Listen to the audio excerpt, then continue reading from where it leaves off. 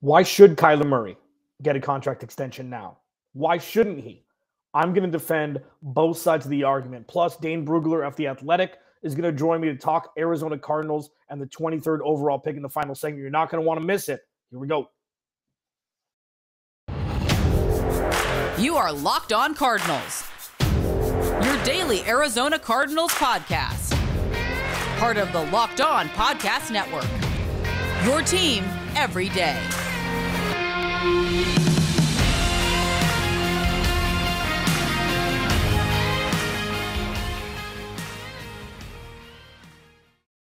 Welcome in, Locked On Cardinals. Alex Clancy here. Follow me on Twitter at Clancy's Corner. Thank you for making Locked On Cardinals your first listen each and every day, free and available on all platforms. You can find me on Thursdays with Tyler Rowland of Locked On Titans on the Locked On NFL show.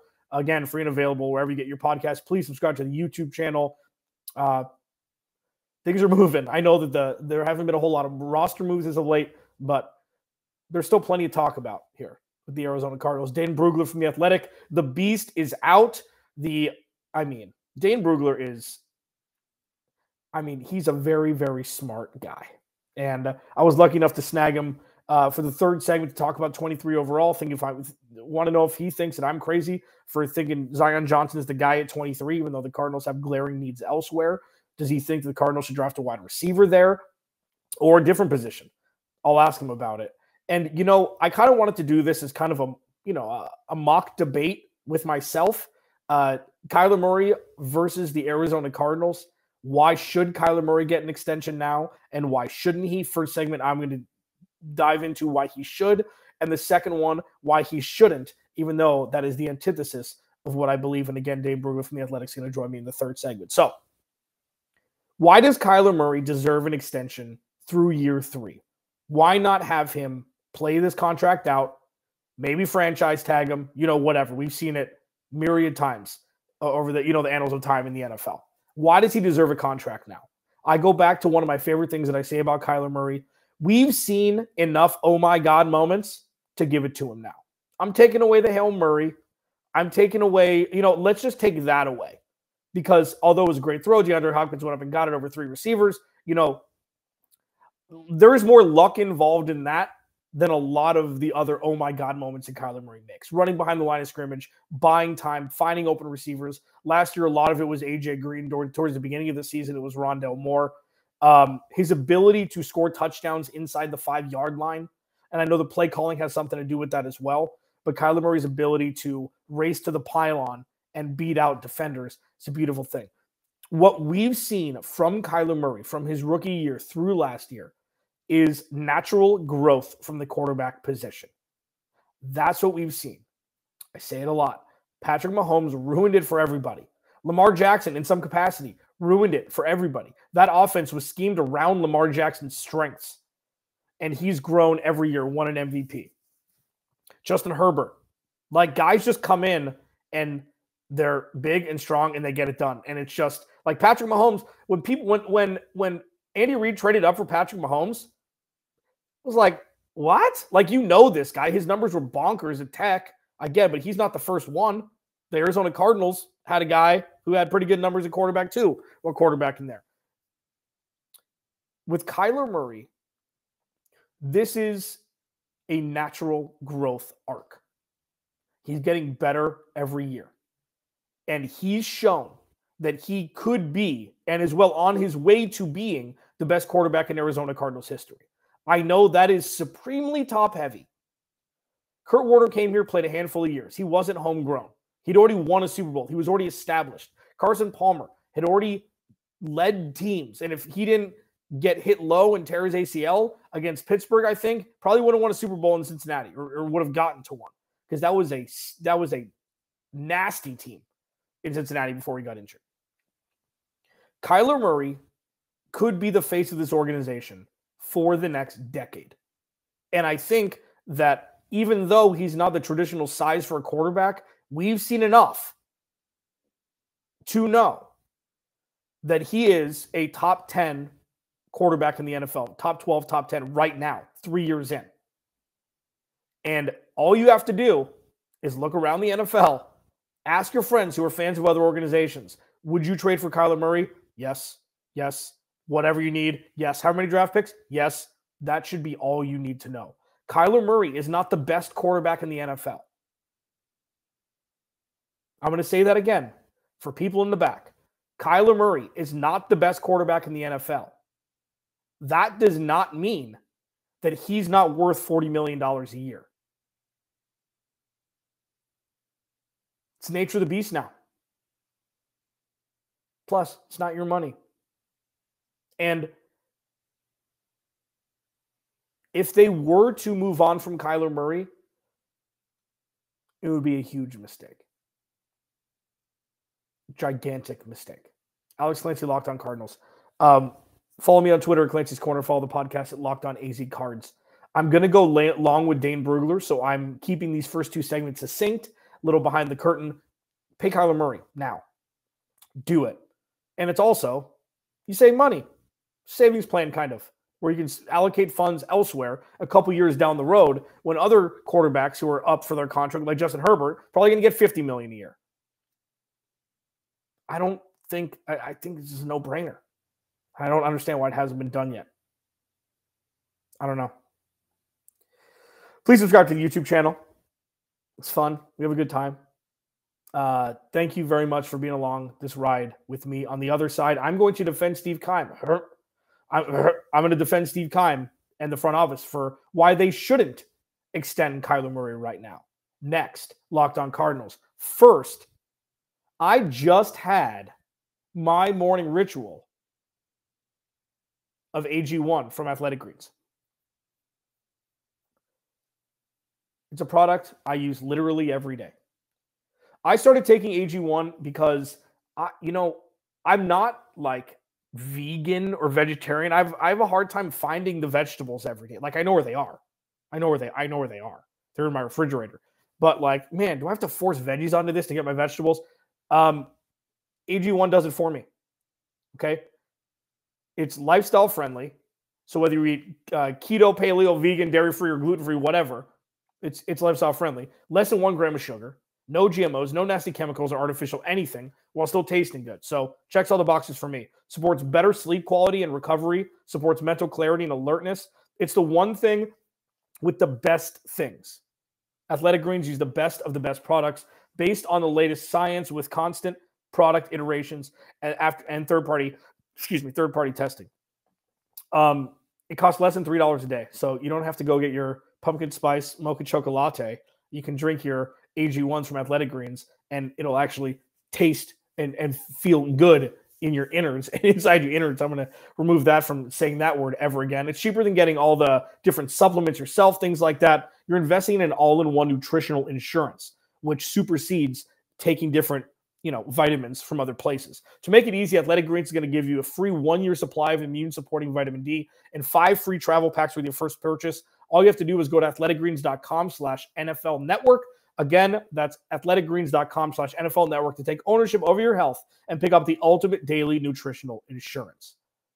If you're looking for insurance in another way, BetOnline.net's your number one source for all your betting stats and sports info. Find all the latest sports developments, league reviews, and news, including this year's basketball playoffs and the start of the Major League Baseball season. BetOnline is your continued source for all your sports wagering information, from live betting to playoffs, esports, and more. Head to the website or use your mobile device today to learn about all the trends in action. BetOnline, where the game starts. Thank you for making Locked On Cardinals your first listen each and every day, free and available on all platforms. The NFL draft is coming. Dane Brugler from The Athletic is going to join me next. We've got our own draft coverage here on the Locked On Podcast Network. Starting Thursday, April 28th, tune into Locked On NFL Draft live coverage of the 2022 NFL Draft with all 3 days of real-time analysis from our extensive lineup of experts and insiders.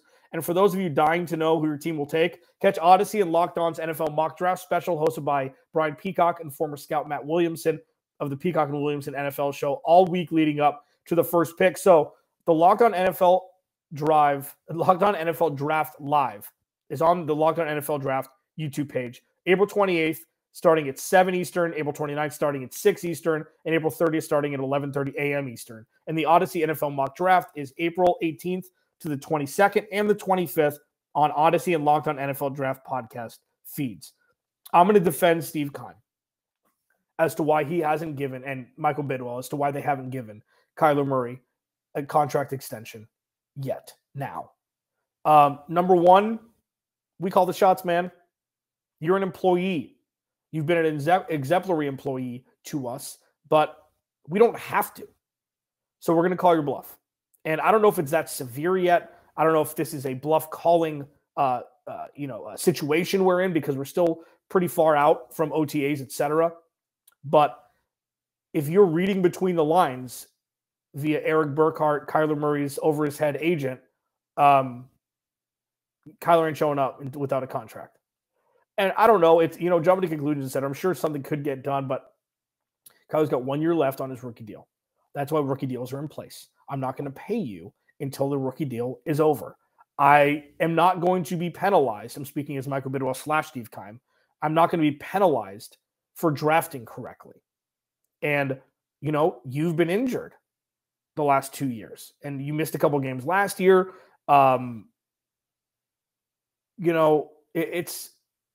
It's really, like, I know that some of it's on Cliff, I'm sure, but I don't know why I went into talking as Steve Keim. I don't know, but I'm going to keep going with it, so just bear with me. I know, I'm sure some of it is on a Cliffy Baby. I'm assuming Steve Keim calls him Cliffy Baby. I just feel like that's a thing.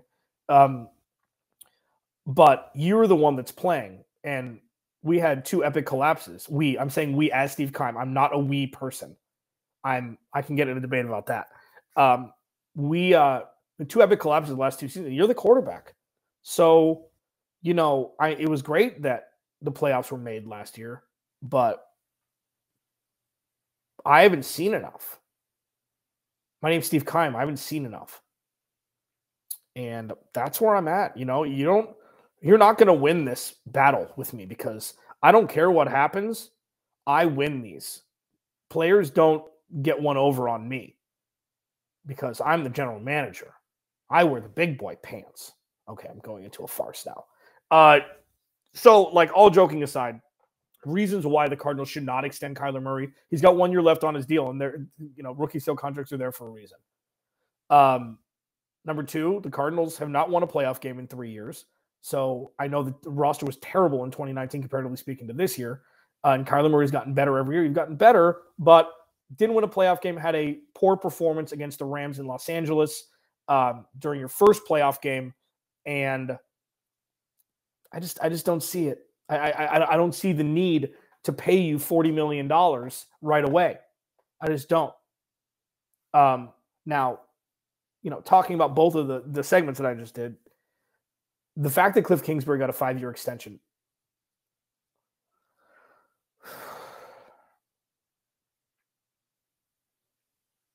that's the world in which we live. That they thought that was the right decision.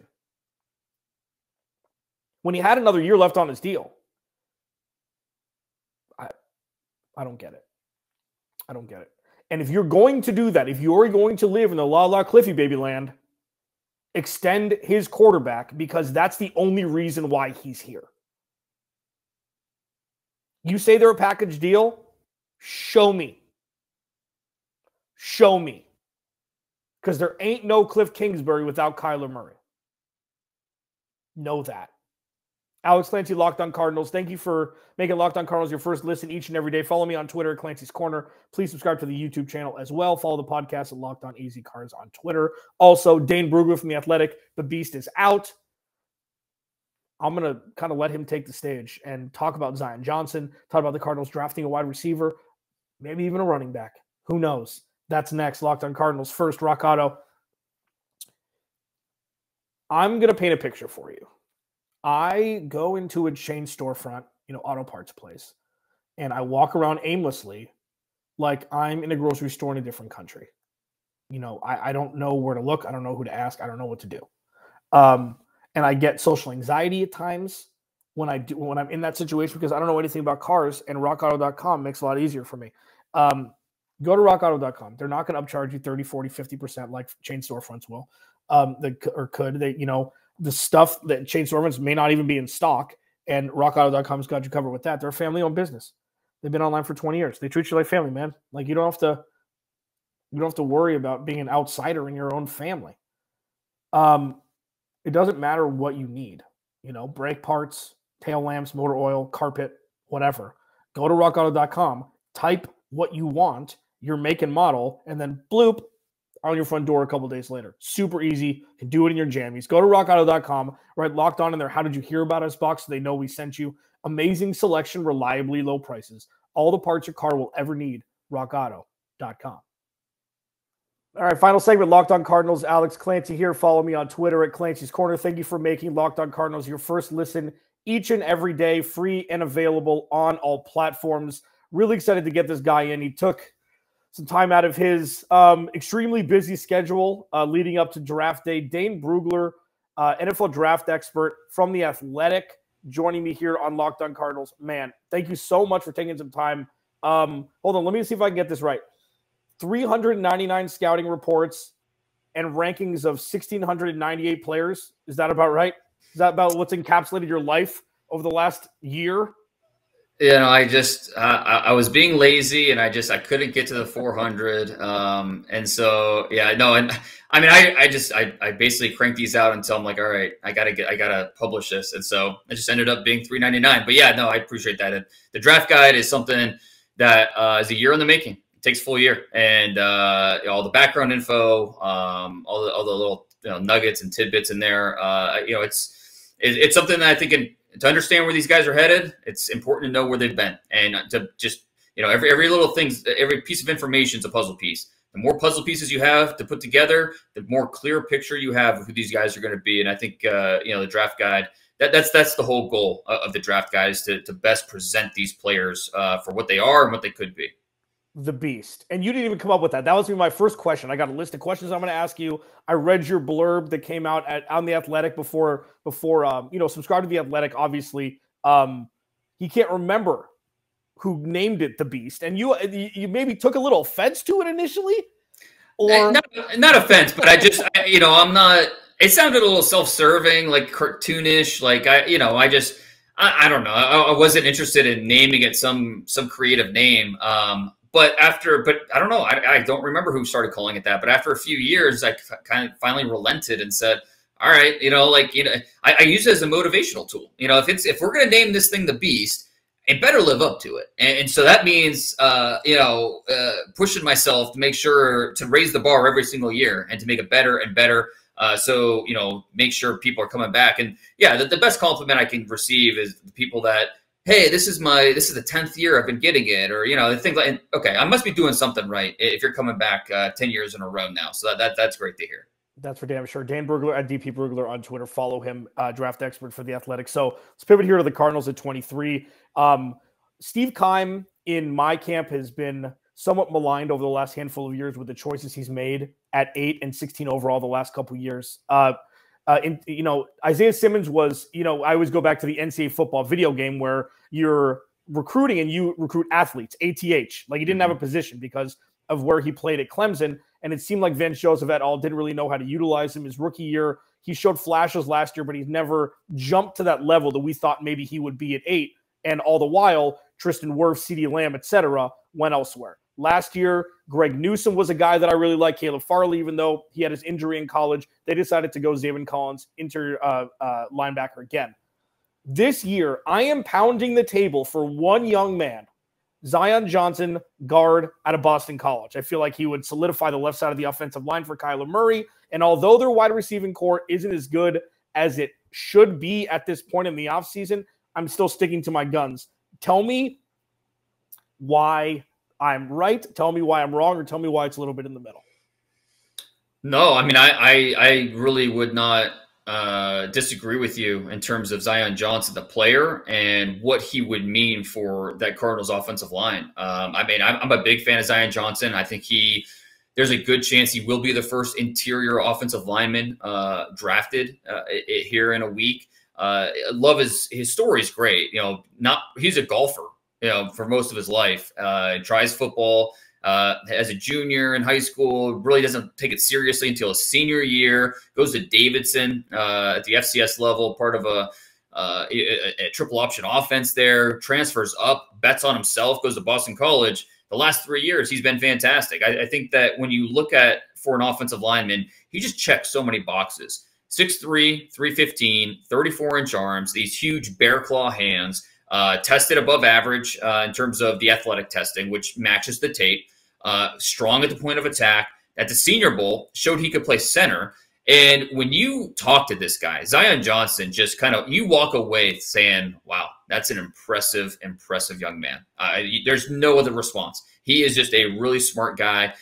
He's really engaging, really fun to talk to, really thoughtful with the way he converses and answers your questions, things like that. So if you're looking for a guy that's plug and play, that's got the experience, has the versatility, I love his play strength, love his muscle twitch, his reflexes. I'm on Team Zion Johnson as well. So if the Patriots still take him at 21, I think the Cowboys are definitely interested at 24. But yeah, in my opinion, if the Cardinals, at the direction the Cardinals went at 23, they would not receive any negativity from me for that selection. Dane Brugler, DP Brugler on Twitter. I equate it to the Cardinals eating their vegetables, which is something they haven't done over the last 2 years. They went, and Isaiah Simmons, it's not either him or Zaven Collins' fault that they were drafted. And people give them crap for maybe it not being the exact right time and right team for them to be drafted. It's not their fault. And even though the Cardinals probably should draft a receiver at 23 because they haven't eaten what's important to them on the offensive line, it's kind of a necessary evil. Now, pivoting to the wide receivers, over the last 3 years, we've seen things that we hadn't seen in a long time before, from young wide receivers making impacts immediately, Justin Jefferson, etc. But for every Justin Jefferson, there's a John Ross and Denzel Mims. And that's still going to be the case. Now, my question to you pivoting towards this is seeing Tyreek Hill and Devontae Adams and all these guys getting monster deals like early 2000s quarterback contract numbers now, is that forcing the hand of GMs and front offices to say, you know what? If this is the guy that we think, even though we have needs elsewhere, could save yourself a whole lot of cheese for 3 years by drafting a wide receiver? Or are these receivers just that good this early? Yeah, no, I think these are the conversations that teams are having. There's no doubt about it. Wide receiver is now the highest, the most expensive position outside of quarterback in the NFL. In terms of, if you take the contracts of the top 10 players at their positions, wide receiver is second only to quarterback. So yeah, there's no doubt about it. I think to counteract that, you're looking towards the draft. But I also think this is a draft that is strong at the top, is very top heavy in terms of wide receiver talent. I think there is talent second round, third round. Then I think there's a little bit of drop off. But the first round, we're going to see as many as 5 or 6, maybe even 7 or 8 wide receivers go. Just and a big part of that is what you mentioned in your question, how the contracts being handed out are something that could be detrimental down the road. But when you can get a guy like Garrett Wilson on a rookie deal for that type of money, a Chris Olave, a Treylon Burks, a Drake London, Jamison Williams, Jahan Dotson has a chance to go first round. You could wait till the second round and get if a George Pickens is there, or a Sky Moore, or a Christian Watson. So it's something that's going to be really interesting in this wide receiver class, because this wide receiver class at the top 50 has something for everybody. It's not just speed, it's not just size, it's not just skill. It is, depending on what you want, this draft has something for you at the receiver position. So it would be interesting if the Cardinals want to go that direction in the first round. Where do they lean? Do they lean speed, which we know they have, with a guy like Rondale Moore, or do they want to go more with skill? A guy that's more like a DeAndre Hopkins, who has might not be the fastest 40-yard dash, but has the skill level that you're looking at the position. Are they looking for more of a complement to that? So there's so many different directions they could go if they wanted to go wide receiver, because this draft has so many options, depending on who goes top 20 and who would fall to them there at 23. Yeah, one last question here. Dan Brugler from The Athletic. Breece Hall, how good is he, and how high can he go? Because I've looked at we're starting to see when you do the fun mock drafts, Draft Network or Pro Football Focus, like the ones that it's mindless. You just get to pick and pick. I'm starting to see Zion Johnson go to Philly a lot at 16 or 17, wherever they draft, a lot earlier than where it was, a month ago. Seeing Breece Hall go a little bit higher than late second round, which is what we saw initially. A lot of the draft pundits that I trust, including people see Breece Hall as a cream of the crop running back coming out of the draft. How could he be a first round guy? It's possible. I mean, me personally, I saw a second round player. The testing numbers, they were outstanding, but you don't watch the tape and are blown away by his speed. I don't think, Breece Hall's a good player, but if you're listing what you love about him based on the tape, speed's not exactly something that's, that's a difference maker. It's something that will stress the defense. No, it's, you talk about his patience, his vision, now his balance, which are all outstanding, and why Breece Hall is going to be a very good NFL player. So I think the testing numbers maybe are inflating Breece Hall a little bit. So I think that's part of it. But with Breece Hall, you also love that he's an any down player. I mean, he had 82 total catches over the last 3 years. He can get better in pass protection, but at least you have a guy that is, he's willing. He's not going to back down from that. So personally, I like Kenneth Walker as the best running back in this class. But Breece Hall, there's a chance that he goes first round. Just as teams look at it and say, okay, is he going to help our offense immediately? Yes. Could he be that missing piece? Sure. And last year we saw, Najee Harris go in that same range. And I would argue Breece Hall, he might be better than a Najee Harris. So it's at least someone that's going to be in the conversation, even if it's not a consensus that he's going to go first round, or even that he's the top running back this year. 399 scouting reports, 1,698 players ranked. It's the Beast 2022 NFL Draft Guide on The Athletic. He is the author. Dude, you're doing great work, man. At DP Brugler, Dane Brugler on Twitter from The Athletic. Really appreciate you taking some time. Thank you very much. Anytime. Thanks, Alex. All right, it's going to do it. Locked On Cardinals, Alex Clancy. I will talk to you tomorrow.